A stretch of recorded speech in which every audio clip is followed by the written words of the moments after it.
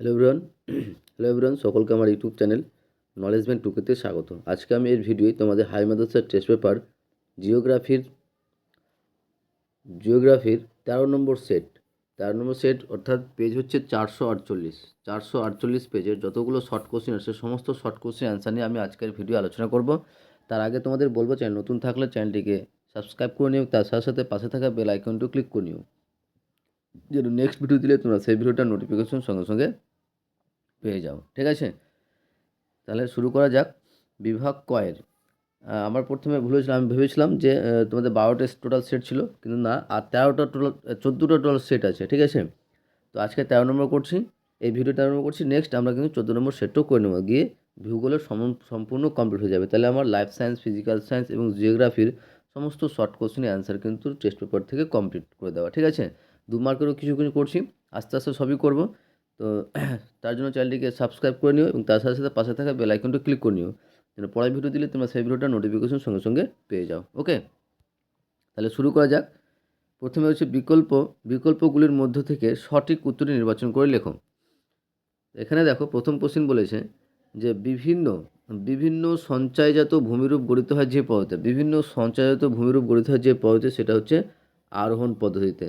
ওকে, next question বলছে উল্কাপিণ্ড পুড়ে ছাই হয়ে যে স্তর উল্কাপিণ্ড পুড়ে ছাই হয় যে স্তরটি, সেটা হচ্ছে মেসোস্ফিয়ার। তারপরে নেক্সট কোশ্চেন যে চরম আর্দ্রতা পরিমাপের একক হলো, চরম আর্দ্রতা পরিমাপের একক হচ্ছে গ্রাম প্রতি ঘনমিটার, গ্রাম প্রতি ঘনমিটার। ওকে, নেক্সট 4 নম্বর কোশ্চেন বলেছে যে উষ্ণ সমুদ্র স্রোত ও শীতল সমুদ্র স্রোত, উষ্ণ সমুদ্র স্রোত ও শীতল সমুদ্র স্রোত যে স্থানে মিলিত হয় তাকে কি বলে? অ্যান্সার হবে হিম প্রাচীর হবে। ঠিক আছে, এখানে হিম লেখা আছে, অ্যাকচুয়ালি হবে হিম প্রাচীর, হিমপ্রাচীর হবে। তারপর হচ্ছে মালনাদ কথার অর্থ কী? মালনাদ কথার অর্থ হচ্ছে পাহাড়ি দেশ। কী বলো তো? মালনাদ কথার অর্থ হচ্ছে পাহাড়ি দেশ। নেক্সট 6 নম্বর যে বার্ষিক উষ্ণতার সর্বনিম্ন প্রসার দেখা যায়, বার্ষিক উষ্ণতার সর্বনিম্ন প্রসার দেখা যায়, সেটা হচ্ছে নিরক্ষীয় জলবায়ু অঞ্চলে। কোথায়? নিরক্ষীয় জলবায়ু অঞ্চলে। নেক্সট পুষ্টিমলের আবর্তন ঘটে, পুষ্টিমলের আবর্তন ঘটে কোথায়? অপশন গ, কম্পোস্টিং। ওকে, তারপরে বলছে গোদাবরী ও কৃষ্ণা নদীর বদ্বীপের মাঝে অবস্থিত হ্রদের নাম লেখো। অ্যান্সার হবে কোলেরুর হ্রদ। গোদাবরী ও কৃষ্ণা নদীর বদ্বীপের মাঝে অবস্থিত হ্রদের নাম হচ্ছে কোলেরুর হ্রদ। নেক্সট কোশ্চিন যে ভারত থেকে প্রেরিত কৃত্রিম উপগ্রহ হলো IRS। নেক্সট কোশ্চিন 10 নম্বর যে শিকড় আলগা শিল্প কি? সেটা হচ্ছে বস্ত্রবায়ন শিল্পকে শিকড় আলগা শিল্প বলা হয়। নেক্সট কোশ্চিন যে ভারত ও পাকিস্তানের সীমারেখাটি হলো অপশন ক, র্যাড ক্লিফ লাইন। নেক্সট 12 নম্বর যে মরা কোটালের সময় চন্দ্র ও সূর্য পৃথিবীর সাপেক্ষে যে কোণ অবস্থান করে, মরা কোটালের সময় চন্দ্র ও সূর্য পৃথিবীর সাপেক্ষে যে কোণে অবস্থান করে তা হলো 90 ডিগ্রি কোণে। ঠিক আছে, তারপরে যে ভারতে হেক্টর প্রতি ধান উৎপাদনের প্রথম রাজ্য হচ্ছে কি বলতো? পাঞ্জাব। আর নেক্সট 14 নম্বর ভেরি ভেরি ইম্পর্টেন্ট কোশ্চিন যে ভারতের দীর্ঘতম জাতীয় সড়ক পথটি হচ্ছে NH44। কী বলতো? NH44। ওকে, এবার আসছি আমরা বিভাগ ক্ষয়ে। আর বিভাগ ক্ষয়ের অ্যান্সারগুলো বলার আগে তোমাদের বলবো, চ্যানেল নতুন থাকলে চ্যানেলটিকে সাবস্ক্রাইব করে নিও এবং তার সাথে সাথে পাশে থাকা বেল আইকনটা ক্লিক করে নিও, যেন পরের ভিডিও দিলে তোমরা সেই ভিডিওটার নোটিফিকেশন সঙ্গে সঙ্গে পেয়ে যাও। এবং ভালো লাগলে অবশ্যই বন্ধুদের সঙ্গে শেয়ার করুন, কমেন্ট করে জানাবে। ঠিক আছে, প্রথম কোশ্চেন বলছে যে পর্যায়ন প্রক্রিয়ায় সৃষ্ট একটি ভূমিরূপ হলো বহির্বিধৌত সমভূমি। এটা অ্যান্সার হবে সত্য, অর্থাৎ ট্রু। নেক্সট কোশ্চেন যে বায়ুর সঞ্চয় কাজের ফলে ভেন্টিফ্যাক্ট গঠিত হয়, অ্যান্সার হবে ফলস, মিথ্যা হবে। ঠিক আছে, ভেন্টিফ্যাক্ট গঠিত হয় বায়ুর ক্ষয়কার্যের ফলে।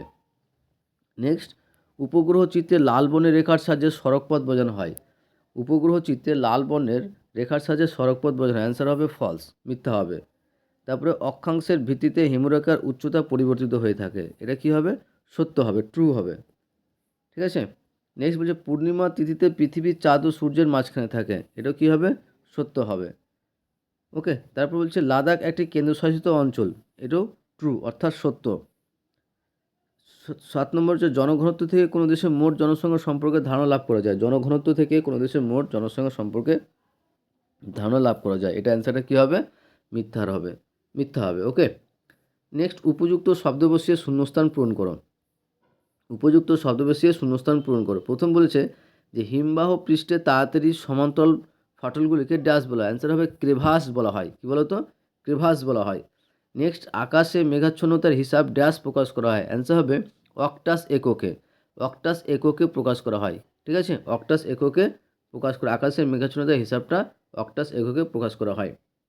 নেক্সট চিনি শিল্পের বর্জ্য পদার্থকে ড্যাশ বলে। অ্যান্সার হবে মোলাসেস বলে। চিনি শিল্পের বর্জ্য পদার্থকে মোলাসেস বলা হয়। নেক্সট কোশ্চিন যে ড্যাশ ভারতের দীর্ঘতম সেচ খাল। অ্যান্সার হবে ইন্দিরা গান্ধী খাল। ইন্দিরা গান্ধী হচ্ছে ভারতের দীর্ঘতম সেচ খাল। নেক্সট কোশ্চিন যে ম্যাপল একটি ড্যাশ উদ্ভিদ। অ্যান্সার হবে পর্ণমোচী উদ্ভিদ। ম্যাপল একটি ড্যাশ উদ্ভিদ, সেটা হচ্ছে পর্ণমোচী উদ্ভিদ। তারপরে থর মরুভূমিতে লবণাক্ত জলের প্লায়া হ্রদকে ড্যাশ বলা হয়, ধান্দ বলা হয়। ভারতের সর্বাধিক জনঘনত্ব বিশিষ্ট রাজ্য হলো ড্যাশ। অ্যান্সার হবে বিহার।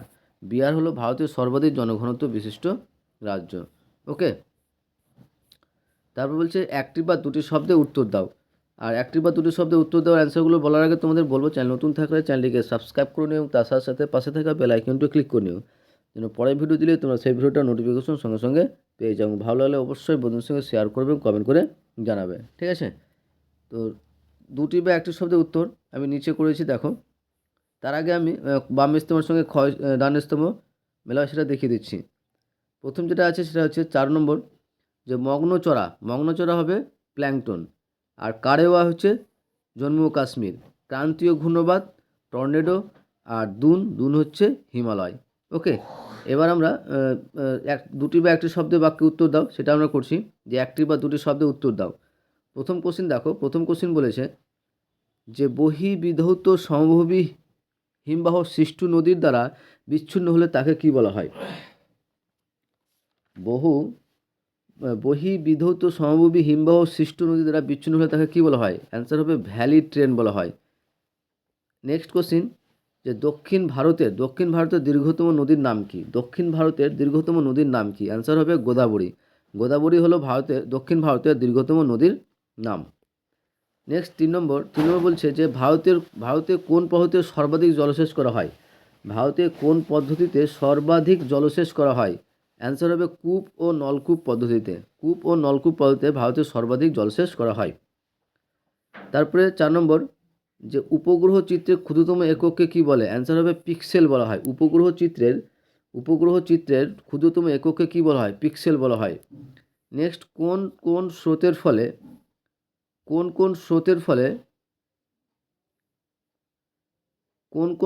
ফলে নিউ ফাউন্ডল্যান্ড উপকূল ঘন কুয়াশার সৃষ্টি করে? দেখো তোমাদের কোশ্চেনে কিন্তু নিউজিল্যান্ড লেখা আছে, নিউজিল্যান্ড হবে না, নিউজিল্যান্ড জায়গায় এই টার্মটা হবে। ঠিক আছে, নিউ ফাউন্ডল্যান্ড। তো নিউ ফাউন্ডল্যান্ড উপকূলে ঘন কুয়াশার সৃষ্টি হয় কোন স্রোতের ফলে?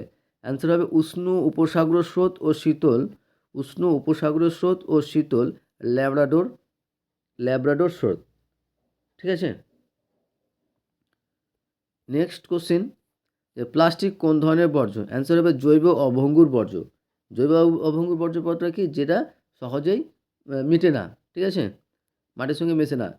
নেক্সট কোশ্চেন, ভারতের প্রথম কখন আদমশুমারি শুরু হয়েছিল? ভারতের প্রথম কখন আদমশুমারি শুরু হয়েছিল? অ্যান্সার হবে 1872 সালে। 1872 সালে নিয়মিতভাবে শুরু হয় 1881 সাল থেকে। ঠিক আছে, তারপরে নেক্সট কোশ্চিন এবং এই ভিডিওর এই সেটের লাস্ট কোশ্চিনটা বলার আগে তোমাদের বলবো, চ্যানেল নতুন থাকলে চ্যানেলটিকে সাবস্ক্রাইব করে নিও এবং তার সাথে সাথে পাশে থাকা বেল আইকনটি ক্লিক করে নিও, যেন নেক্সট ভিডিও দিলে তোমরা সেই ভিডিওটা নোটিফিকেশন সঙ্গে সঙ্গে পেয়ে যাও। ভালো লাগলে অবশ্যই বন্ধুদের সঙ্গে শেয়ার করবে, কমেন্ট করে জানাবে। ওকে, থ্যাংক ইউ ভিডিওটা দেখার জন্য।